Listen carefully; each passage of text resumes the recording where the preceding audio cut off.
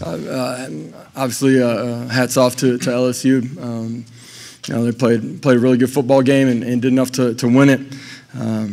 Told the players in the locker room, coaches and players, today we weren't good enough to find a way to win a football game. Love the way that they competed for 4 quarters, continued to fight with everything that they had. I believe played as a group.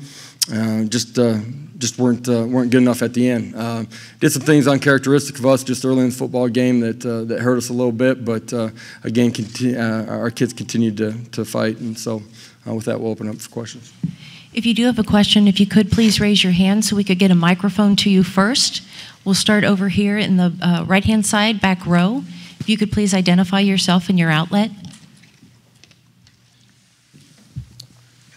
Coach, Luke Hetrick, Spectrum News in Orlando. You guys, when you've had to be, have made the adjustments at halftime and been a second-half team this year. Was it today more you guys just weren't able to make those adjustments, or was it more of a credit to what LSU was able to do? First of all, they got really good players and coaches. There's no doubt about it. We had some opportunities and on both sides of the football, taking special teams out of it to do some things in the second half, didn't make plays, didn't put the kids in the right position, whatever it might have been. They're a good football team. We didn't do enough in this football game, offensively, just to get the first down, to get the drive going, got behind the chains, and, we're in too many third and long situations. Next question. Up here on the right, first row.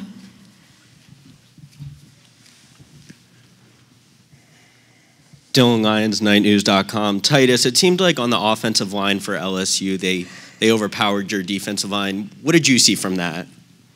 Honestly, I don't feel like they overpowered us at all, but they were good up front. But early in the first half, we did very good at stopping the run, and all throughout the game we were pretty good. But like I said, I don't feel like they overpowered us at all, but they did. They were good at running the ball and pounding it.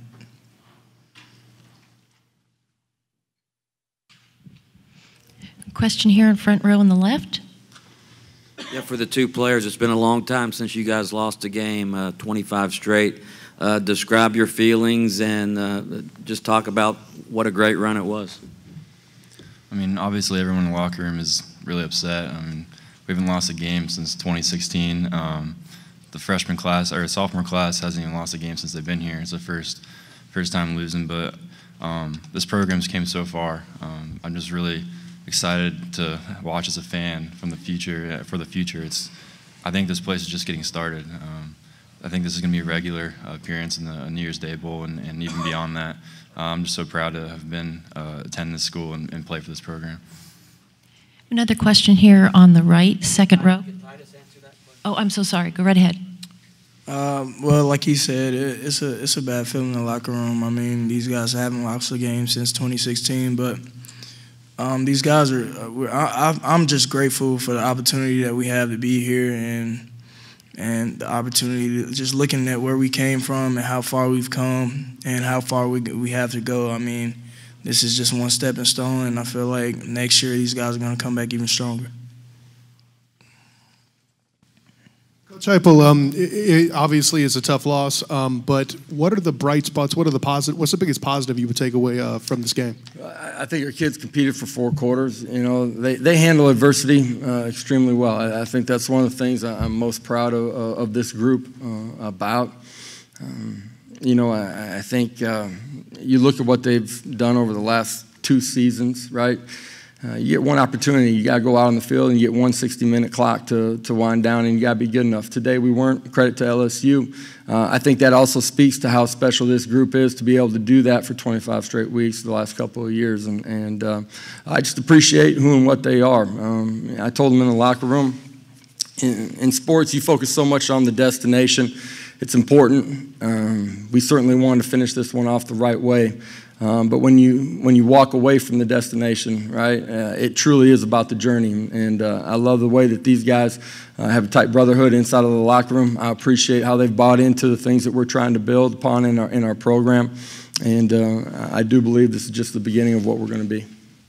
A question here on the front row on the left. Yeah, Coach Jamie Say, WKMG, just piggybacking off what you said, what Titus said. You know, he said that he thinks the future is even brighter. I mean, the legacy that these seniors have left behind for the underclassmen, what do you think that does for the rest of the team going forward, the example that they set? We talked about in the locker room, you know, what we've been able to showcase, who we are individually and ultimately collectively this past season, leading into this ball game. We'll reveal a lot about ourselves here, handling adversity of this type as well as we move forward. I know that our kids are going to handle it the right way. The seniors, to me, they leave a legacy of handling adversity, jumping over every hurdle that's placed in front of them. Most importantly, leaving a culture of love and brotherhood inside of our locker room. And I think that will be their lasting impression on our program. Second row on the right. Coach, could you get a feel for what LSU was trying to do to mask their holes in the secondary during the game? We did. I think you saw at times we had some protection issues where, you know, we had some things open or DJ's getting close to releasing the ball, but he's not able to hold on to it for one more tick to get the ball out of his hands. I thought they did a good job of getting to the quarterback. Part of that is playing behind the chains at times too, where you're in predictable situations and you put all those things together. That's why we didn't play as well as we were capable of at times for 60 minutes. Another question right here, front row on the left. Coach, you said you guys did some things in the first half that was were uncharacteristic, a couple of taunting penalties. One proved to be really costly. Yeah, we talk about that, you know, every one play makes the difference in the football game. At the same time, when that play's over, just focusing on and moving on to the next one, because every play's got a chance to be the difference. We didn't handle the emotional part of the game as well as we needed to early in the football game, and you combine that with an early turnover when we got things going. We stubbed our toe enough early that we weren't able to change the way the game was played a little bit early in the football game.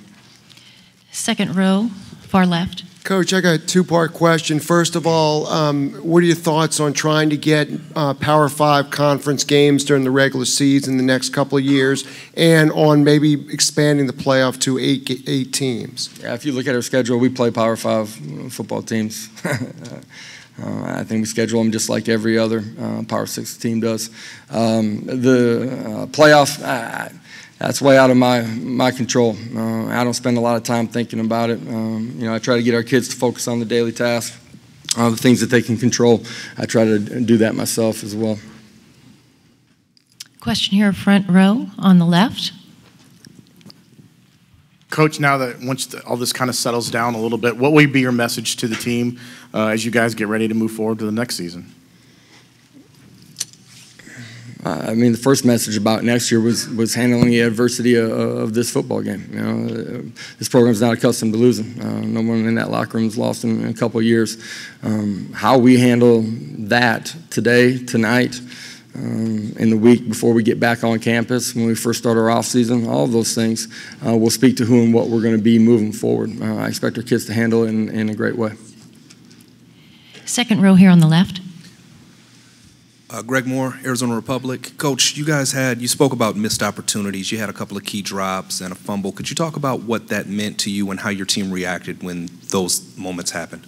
I thought they went and played the next play. I thought that happened with the penalty early in the football game where we stop them and they're in a punting situation where we give them a new set of downs.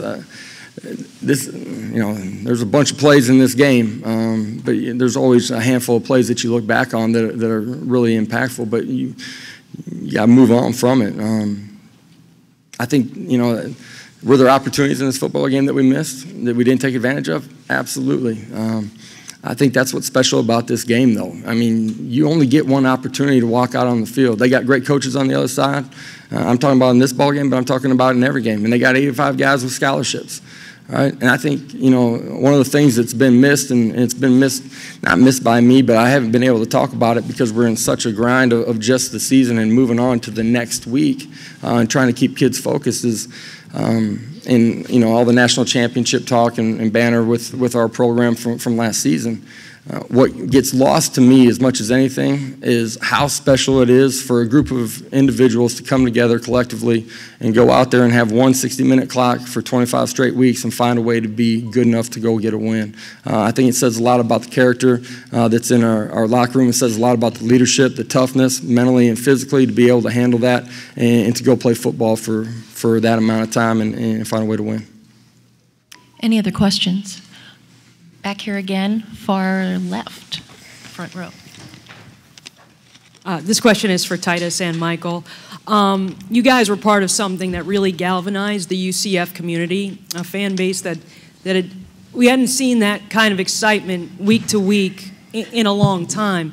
What was that like playing for these fans, and do you have one last message for that fan base? Michael, if you want to start. It's an absolute privilege to be a part of this program and see, like I said, see it grow. And it's just amazing how much support that has been around this program for the past 2 seasons. And we just really appreciate everything that Night Nation has came with every single week. And just they have our backs no matter what, and that's what we really appreciate. And for me, it's truly a blessing just to be in the locker room with these guys and like I said, seeing where we come from, man. I keep going back to that, but being 0-12 is so discouraging, and to bounce back from that to where we are today, to watch our fan base grow and watch them come halfway across the country to watch us play. Like I said, it's truly a blessing, and I'm looking forward to coming back as an alumni and watching these guys play again.